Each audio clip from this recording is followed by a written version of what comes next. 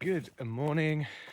It is day 111 on the Pacific Crest Trail, and today we have one of the toughest climbs in NorCal. I think the toughest climb in NorCal, or it's the longest one, and maybe on the PCT. Unsure. The Sierras are pretty tough, I guess. But anyway, so starting off today, 6,000 feet to climb across 24 miles total, but there are about 2,000 feet of elevation gain within the first 4 miles. So started the climb already. First 4 miles of fun, nice and cool. Started at like 6:15, I think. So hopefully we can avoid as much sun as possible. But it's already a little bit muggy, so we'll see how humid it gets. I think we're aiming for something like 20 miles, but all uphill. It does level out a little bit towards the top, but yeah, first 4 miles of fun for sure. Let's see how it goes. See you out there. Hello again. Today actually ended up being so much nicer and so much easier than I thought it was going to be. It was all uphill, this is true, but it like really leveled off after that first little climb, and so you rarely really noticed it. So yeah, I did start off with a very heavy bag, so I've got 5 days of food basically, plus a 10-mile board to carry, so I kind of went in trying to make it as painful for myself as possible. But yep, so the first 4 miles very steep, but because we set off so early, and the way we were hidden behind the ridge of the mountain we were going up, there was no sunshine at all, so we were in shade the entire time. It was really cool.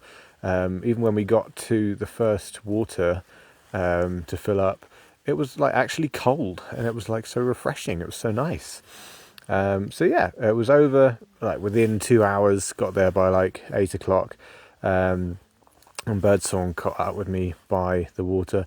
Sadly, the one kind of unfun thing about today is that birdsong's got off trail for a little bit, just because she was feeling quite under the weather, and just makes complete sense. You want to look after yourself, so she's doing the best thing for her, just skipping ahead to Etna, where we will meet her there, and hopefully she'll be feeling a bit better. She's just not feeling too great at the moment, but yeah, the hike went really well, really smoothly, and straight after the big climb, just had a really long break with some amazing views. I think I've got quite a few various different angles of the view, but so you have Mount Shasta, Castle Crags Wilderness, I think is what we were climbing up, and that's where all the spiky bits are, and then some other bits. And luckily it wasn't too smoky in the morning, not for most of the day actually. It did gradually start to get more smoky as the day went on, so the views got less good.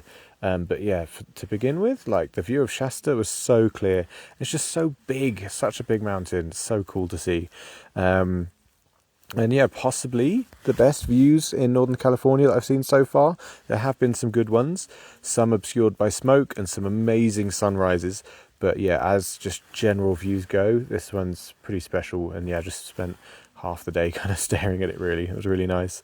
And then so it did start to get hotter as the day went on, which did make the climbing a little bit more painful, but it was never insane. It was never miserable or anything like that. It was fairly chill on the whole. We had a lovely little lunch break at the top of the hill. Well, I say top, it was the top of a hill, and then we did keep climbing after that, but a nice bit of shade. We were met by some day hikers with 3 or 4 dogs, which was great fun. So they came to say hi. My lunch, I will get round to getting a picture or something of all of my food.